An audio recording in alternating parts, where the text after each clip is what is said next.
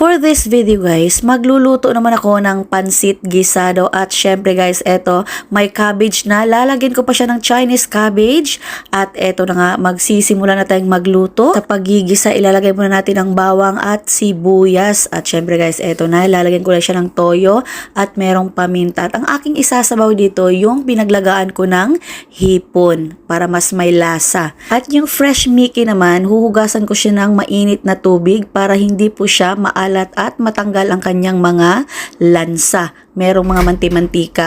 So ayun na nga, nilagay ko na nga ang carrots at bagu beans at syempre guys, lalagyan ko siya ng shrimp cube at red and bell pepper.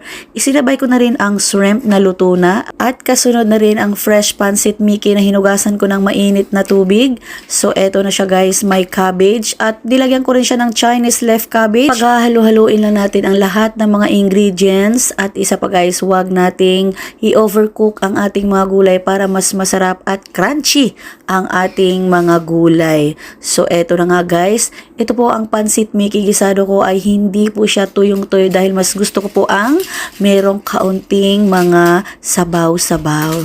So, eto na nga siya guys. Ang sarap at napakabango ng ating pancit Mickey. Hindi ko na rin po pala ito tinakpan para hindi po ma-overcook ang ating mga gulay. Hinahalo-halo ko lang and then eto na guys. Grabe ang sarap at napaka-perfect. So, tikiman time! Syempre, ang unang titikim talaga dyan is ang kusinira. O, diba? Yummy! So, eto na guys, luto na ang ating pansit Mickey gisado. Magsasandok na tayo at tara, kakain na tayo this morning.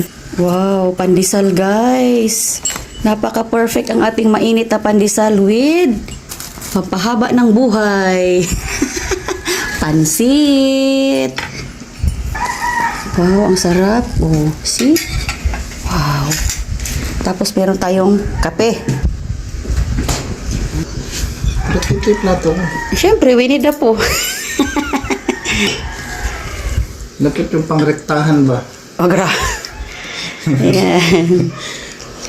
Tulog pa yung mga baby namin. Sus, kami muna kakain. Maagang nakaluto si mami. Usok-usok pa. Oo, mausok-usok pa yung pansit. Anong pangalan ng pansit na yun? Pansit Mickey. Pansit Mickey. Pansit Mickey ito guys, pampahaba ng buhay. Wow.